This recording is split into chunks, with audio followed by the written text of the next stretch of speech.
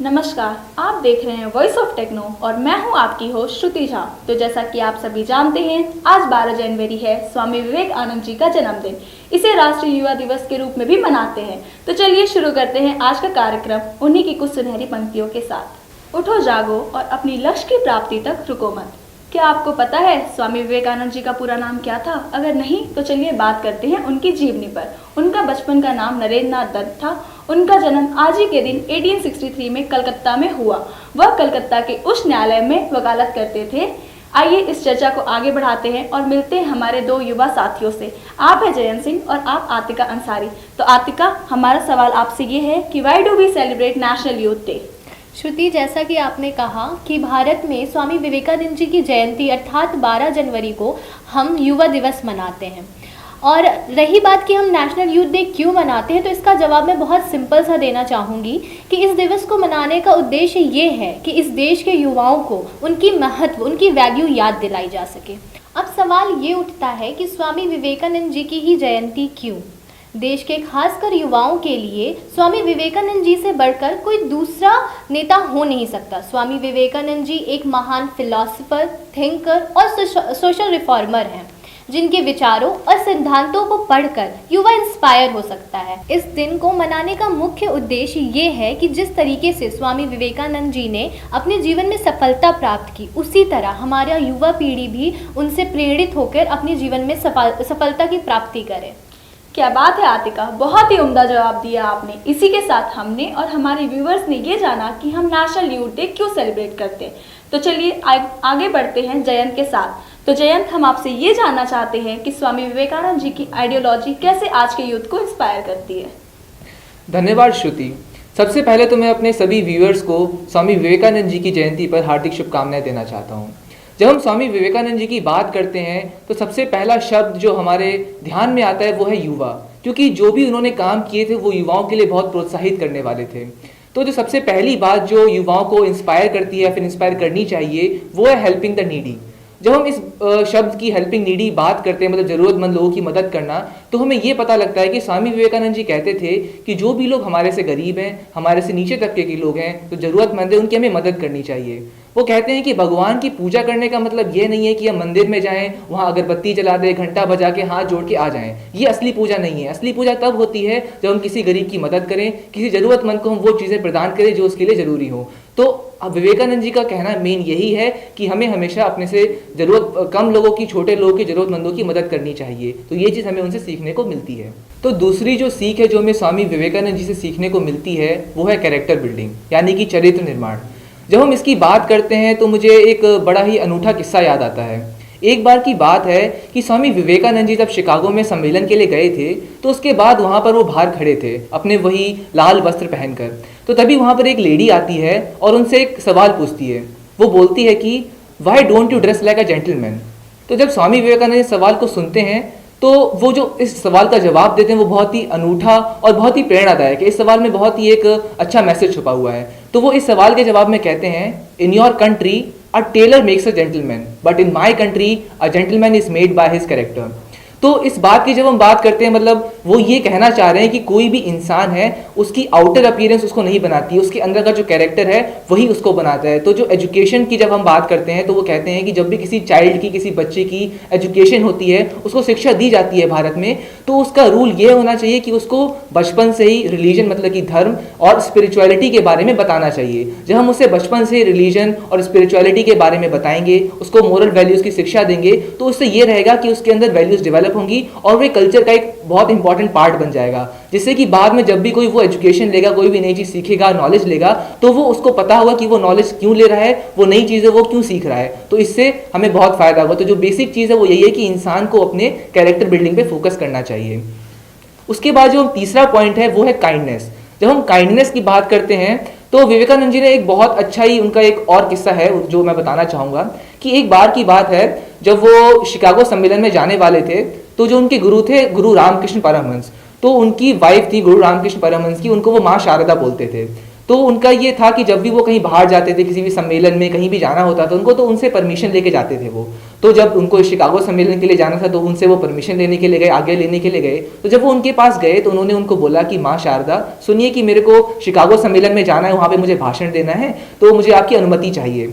तो माँ शारदा ने उनसे कहा कि वहाँ टेबल पर दूर एक चाकू रखा हुआ है, वो चाकू तुम मुझे उठाकर दे दो। तो ठीक है, स्वामी विवेकानंद जी गए, उन्होंने चाकू उठाकर माँ शारदा को पकड़ा दिया। तो माँ शारदा ने फिर कहा कि हाँ अब तुम जा सकते हो। तो स्वामी जी बड़े आश्चर्यचकित हो गए। उन्होंने कहा कि मैंने तो बस आपको चाकू ही पकड़ाया, आपने मेरी कोई परीक्षा भी नहीं ली, तो आपने ऐसे कैसे कह दिया कि मैं जा सकता हूँ, आप कुछ बताइए तो मेरे को। तो इस पर माँ शारदा ने मुस्कुराते हुए कहा कि चाकू तुमने दिया वही तो तुम्हारी परीक्षा थी। इस पर स्वामी जी और आश्चर्यचकित हो गए, बोले ये कैसी परीक्षा थी।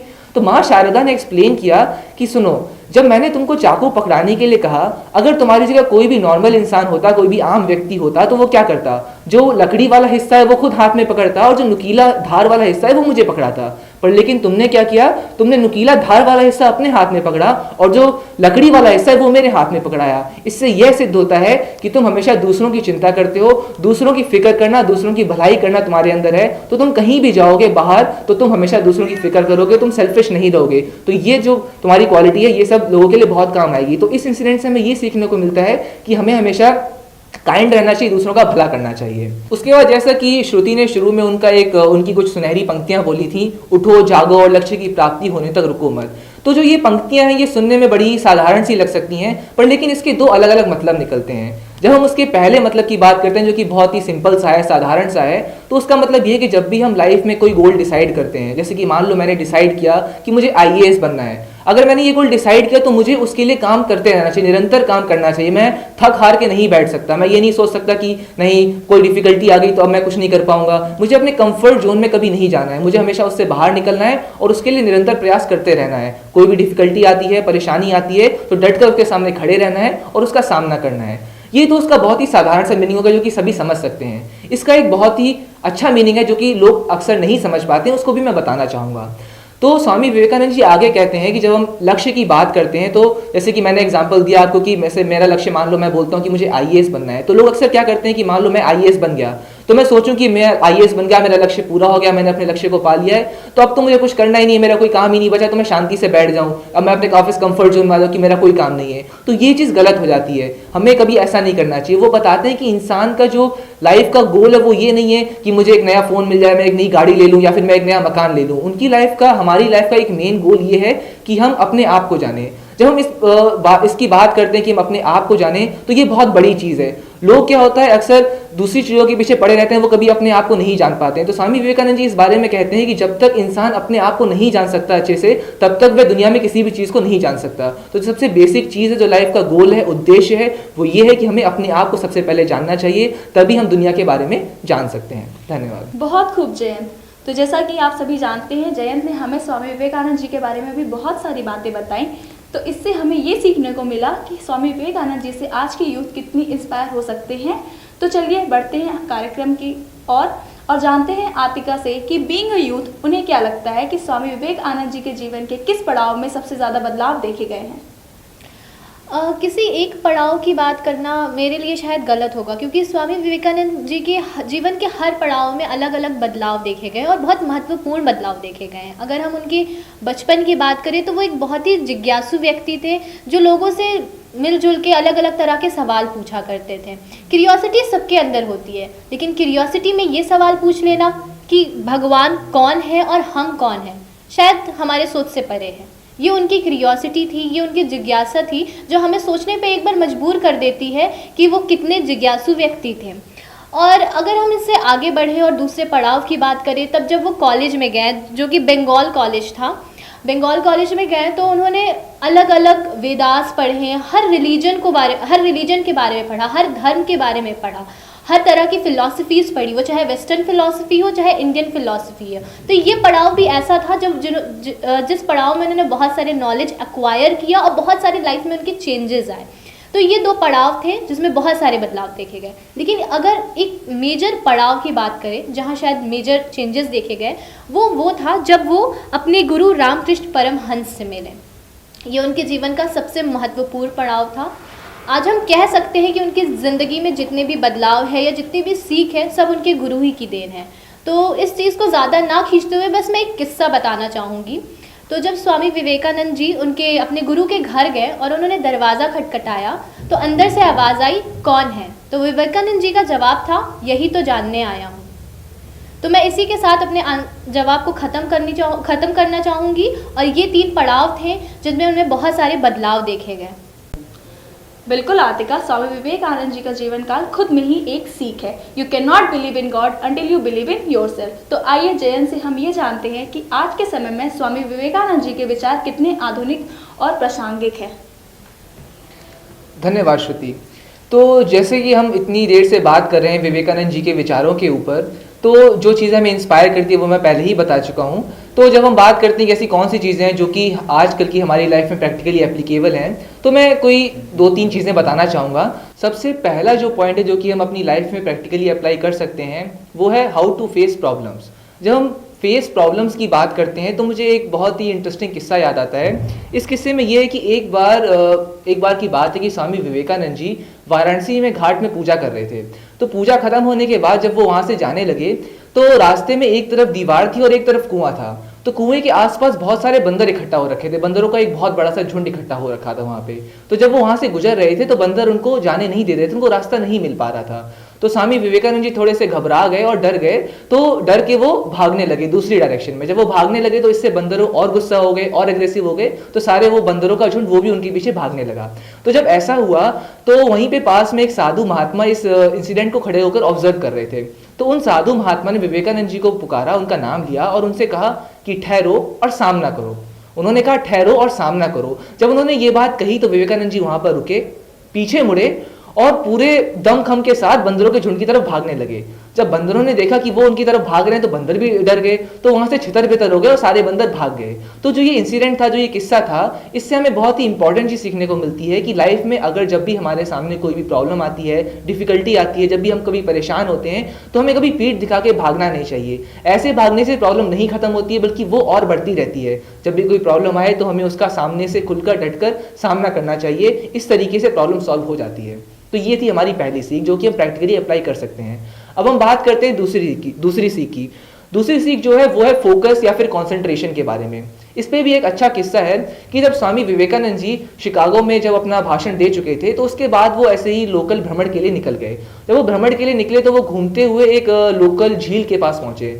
तो उन्होंने वहां पर क्या देखा, झील के पास एक टीनेजर्स बच्चे थे, उनका कुछ झुंड था, कुछ 4-5 बच्चे थे, उनका झुंड था। तो वो क्या कर रहे थे, जो पानी था वहां पे कुछ एग शेल्स फ्लोट कर रहे थे पानी के ऊपर। तो उनके पास एक शॉर्ट गन थी जिससे कि वो उन एग शेल्स को एम कर रहे थे, फोड़ने का प्रयास कर रहे थे, पर लेकिन वो बार बार फेल हो रहे थे, असफल हो जा रहे थे, सक्सेसफुल नहीं हो पा रहे थे।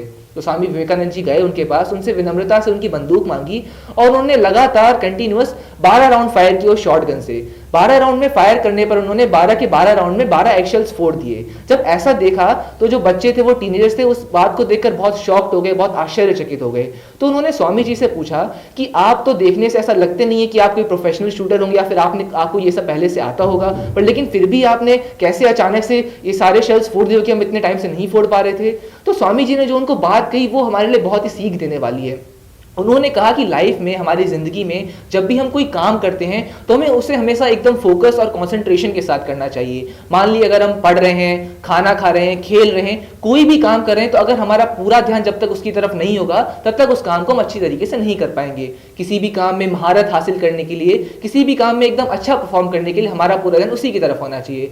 जैसे कि अगर मैं कोई एग्जाम्पल दूँ, मान लो मैं पढ़ाई कर रहा हूँ और रात के खाने का समय होने वाला है, तो मेरे दिमाग में चल रहा है कि आज खाने में क्या होगा, क्या पनीर होगा या फिर गुलाब जामुन होंगे। तो जब तक ये मेरे दिमाग में चल रहा है तो मेरा ध्यान वहां पर नहीं रहेगा और मैं ढंग से पढ़ाई नहीं कर पाऊंगा। तो इसकी वजह से मुझे कुछ समझ में नहीं आएगा। तो सिंपल सी बात जो सही मायनों में, साधारण शब्दों में कही जाए कि जब भी हम कोई काम करें, कोई भी चीज करें, तो हमारा पूरा ध्यान उसी की तरफ होना चाहिए। इससे हम ये भी होता है कि जैसे कि हम पढ़ रहे हैं मान लो, और अगर हमारा ध्यान नहीं है तो हमें चीज़ें समझ में नहीं आती, और अगर हमारा ध्यान है तो कोई चीज़ जो हमको 1 मिनट में समझ में आने वाली हो वो 10 मिनट में समझ में तब आएगी जब हमारा ध्यान नहीं होगा, और ध्यान से पढ़ेंगे तो वो चीज़ आसानी से समझ में आ जाएगी। तो जो विवेकानंद जी का दूसरा सबसे इंपॉर्टेंट लेसन जो कि हम सारे स्टूडेंट्स, युवा पीढ़ी आज की अपनी लाइफ में प्रैक्टिकली अप्लाई कर सकते हैं, वो ये है कि हमें सभी काम को एकदम ध्यान से, फोकस से, कॉन्सेंट्रेशन के साथ करना चाहिए। इसके बाद जो तीसरी सबसे महत्वपूर्ण चीज़ जो कि हम लाइफ में अपनी अप्लाई कर सकते हैं, उसमें एक उसकी शुरुआत में एक बहुत छोटा सा एक किस्सा है स्वामी विवेकानंद जी का, उससे ही करना चाहूँगा कि आप जैसा कि आप सबको पता ही है, सब यहाँ पे डिस्कस हो चुका है कि स्वामी विवेकानंद जी के गुरु थे रामकृष्ण परमहंस। तो जो रामकृष्ण परमहंस थे, स्वामी विवेकानंद जी के पास बहुत सारे क्वेश्चंस रहते थे, बहुत ज़्यादा उत्सुक थे, जैसे कि आतिका ने बताया भी था। तो वो हमेशा सवाल पूछते रहते थे, तो सवालों के जवाब रामकृष्ण परमहंस जी उनको अपने तरीके से देते रहते थे। तो एक बार की बात है, जब वो आपस में बैठ रखे थे तो स्वामी विवेकानंद जी ने उनसे एक सवाल पूछा। उन्होंने पूछा कि गुरुजी मुझे ये बताइए कि मेरी लाइफ में जो प्रॉब्लम्स आती हैं, जो भी नॉलेज मेरे को ढूंढनी है, वो सब चीज़ें मतलब मेरे को मिल नहीं पाती, तो मैं उनके सोल्यूशंस या फिर जो भी मेरे को पढ़ना है, जो भी ढूंढना है नया, वो मैं कहाँ से ढूंढूं। तो जो उनके गुरु थे उन्होंने 2 वर्ड बोले। उन्होंने बोला मूव फॉरवर्ड। उन्होंने कहा मूव फॉरवर्ड। तो जब विवेकानंद जी ने 2 वर्ड सुने तो थोड़ा कंफ्यूज हो गए। उन्हें लगा कि मूव फॉरवर्ड बोले कि इसका मतलब तो हुआ कि मैं आगे बढ़ जाऊं। बोला आगे बढ़ जाऊं मतलब गुरुजी समझ में नहीं आया, थोड़ा ढंग से बताइए, विस्तार से बताइए। तो गुरुजी ने उसके बाद कहा कि मूव फॉरवर्ड का मतलब है सी इनसाइड। सी इनसाइड जब उन्होंने ये 2 वर्ड्स बोले तो विवेकानंद जी को इसका पूरा सार, पूरा अर्थ समझ में आ गया। सी इनसाइड या फिर मूव फॉरवर्ड की जब हम बात करते हैं तो वो ये कहते हैं कि जितनी भी चीज़ें हैं हमारी दुनिया में, जितनी भी नॉलेज है, सब कुछ है, वो सब हमारे अंदर ही है, बाहर कुछ भी नहीं है। जो भी हमें जानना है, सब कुछ जानने के लिए हमें अपने अंदर ही झांकना पड़ेगा। इसके लिए विवेकानंद जी अपनी किताब में लिखते हैं, उन्होंने बहुत बढ़िया एक उदाहरण दिया है। वो कहते हैं कि न्यूटन का एग्जाम्पल देते हैं कि न्यूटन के ऊपर जब सेब गिरा तो उन्होंने ग्रेविटी डिस्कवर की। जब उन्होंने ग्रेविटी डिस्कवर की तो ग्रेविटी कोई ऐसी चीज़ तो नहीं थी जो कि उन्होंने बाहर से कहीं से उठा के ला के रख दी, ऐसा कुछ तो था नहीं। ग्रेविटी, जब न्यूटन एप्पल गिरा उनके ऊपर तो उनके दिमाग में कोई थॉट जनरेट हुए, उससे एक थॉट प्रोसेस स्टार्ट हुई। तो उन्होंने खुद के अंदर उन सवालों को खोजा, लिंक बनाए और उससे जाकर उन्होंने अपने अंदर से ही ग्रेविटी को खोज। ग्रेविटी पहले से थी पर लेकिन उन्होंने खोज कोई बाहर से नहीं की, उन्होंने अपने अंदर के विचारों को सम्मिलित करके, लिंक करके ग्रेविटी खोज की। तो जो भी हम मतलब यहाँ पे जो मेन पॉइंट वो ये है कि जितनी भी नॉलेज है वर्ल्ड में, सारी चीज़ें हमारे अंदर हैं। उसके बाद एक विवेकानंद जी मतलब एक इसी से रिलेटेड एक टीचर का एग्जांपल देते हैं। वो कहते हैं कि एक गुरु या फिर टीचर का उद्देश्य या फिर मेन मोटिव या फिर मेन वर्क ये नहीं होता है कि वो किसी भी अपने स्टूडेंट्स को कुछ अलग से नया सिखा दे। उसका मेन मोटिव ये होता है कि वो अपने बच्चों को, अपने शिष्यों को एक राह दिखाए जिसपे कि वो चल सकें और उस पर चल के वो सारी चीज़ों का हल ढूंढ सकें। तो ये चीज़ बहुत इंपॉर्टेंट है कि सारे क्वेश्चंस के आंसर हमारे अंदर ही होते हैं। इसके बाद जो चौथी चीज़ है जो कि हमें उनसे सीखनी चाहिए और हम बड़ी आसानी से अप्लाई कर सकते हैं, जैसा कि श्रुति ने कहा कि you can not believe in God until you believe in yourself. तो उससे रिलेटेड ही मेरा सबसे इंपॉर्टेंट और आखिरी पॉइंट यही है, बिलीव इन योरसेल्फ। जब हम बिलीव इन योरसेल्फ इस पॉइंट की बात करते हैं तो मुझे आतिका की बताई हुई इस कहानी को मैं आगे बढ़ाना चाहूँगा कि जब आतिका ने बताया कि जो उनके गुरु थे श्री रामकृष्ण परमहंस, जब उनकी मृत्यु हो गई तो उसके बाद जो उनके अनुयायी थे उन्होंने क्या किया, इन लोगों को, विवेकानंद और इनके कुछ साथियों को आश्रम से भगा दिया, उनको यहाँ से जाने के लिए बोल दिया। तो ये क्या किया, ये लोग रोड पर आ गए, इनके पास खाने के लिए कुछ नहीं था, रुपए नहीं थे, रहने के लिए कोई घर नहीं था, तो ये रोड पर रहते थे और उनको भीख मांग के अपना गुजारा करना पड़ता था। जो स्वामी विवेकानंद जी थे वो अपने गुरु रामकृष्ण परमहंस जी के विचारों से बहुत ज़्यादा प्रभावित थे। उन्हें यह लगता था कि उनके विचारों को पूरे देश और दुनिया में फैलाना चाहिए। तो अब उनके पास साधन नहीं थे, रुपए नहीं थे, कुछ भी नहीं था, तो उन्होंने इसके बारे में बुरा नहीं सोचा। उन्होंने क्या किया, उनके पास विश्वास था कि हाँ मैं ऐसा कर सकता हूँ। उन्होंने क्या किया, अपना थैला उठाया, जरूरत के 2-3 कपड़े रखे जो वो वस्त्र पहनते थे और वो चल दिए, नंगे पैर ही चल दिए। वो भारत भ्रमण पे निकल गए। वो भारत भ्रमण पे निकले तो उनके पास रुपए नहीं थे, तो वो लोगों से भीख मांगकर खाना खाते थे, रात में कहीं जंगल में पेड़ के नीचे सो जाते थे। तो ऐसे करके उन्होंने करीब 1-2 साल तक, काफी टाइम तक उन्होंने भारत भ्रमण किया। वो विभिन्न जगहों पर गए, गाँवों में गए, रूरल इलाकों में गए, शहरों में गए, लोगों से मुलाकात की, उनके दुख दर्द जाने। तो इस तरीके से उन्हें लोगों की असली प्रॉब्लम का पता लगा और उन्होंने जो उनके गुरु थे उनकी टीचिंग्स भी उनको दी। फिर उसके बाद जब हम बात करते हैं कि उन्होंने जो शिकागो में जब एड्रेस दिया था पूरे दुनिया को, तो उससे वो फेमस हुए थे और फिर उसके बाद उन्होंने कई एड्रेस काफ़ी विदेशों में, कई अलग अलग जगहों पर दिए हैं। तो जब हम एक सिचुएशन को देखते हैं कि ऐसा टाइम था जब उनके पास कुछ भी नहीं था, वो नंगे पैर घूम रहे थे, भीख मांग के अपना गुजारा कर रहे थे, और फिर जब एक टाइम उसको देखते हैं जब पूरी दुनिया में फेमस हो गए, उनके बारे में US और UK के न्यूज़पेपर में आर्टिकल छपते थे, उनको भगवान की उपाधि दी गई थी, उनको भगवान के समक्ष मतलब उनके ऐसा समझा जाता था उनको। तो उस टाइम पे जब इन दोनों चीज़ों में डिफरेंस देखते हैं तो इससे मतलब यही पता लगता है कि हमेशा हमें खुद पे विश्वास रखना चाहिए। इससे ये पता लगता है कि चाहे कैसी भी कंडीशंस आ जाएं, कितनी भी मुसीबतें आ जाएं, हमें कभी भी अपने ऊपर से भरोसा नहीं छोड़ना चाहिए, हमेशा अपने ऊपर विश्वास रखना चाहिए। और विश्वास ही एक ऐसी चीज़ है जिसके दम पर हम पूरी दुनिया को जीत सकते हैं। धन्यवाद। धन्यवाद जयंत और आतिका। और इसी के साथ हमने काफ़ी बातें जानी स्वामी विवेकानंद जी के बारे में। तो चलिए मैं अब आप सभी से अलविदा लेना चाहूँगी और आगे नए नए विचारों और बातों के साथ फिर से मुलाकात होती रहेगी। तो आप सभी को नेशनल यूथ डे की हार्दिक शुभकामनाएं। देखते रहिए और बने रहिए हमारे साथ वॉइस ऑफ टेक्नो पर।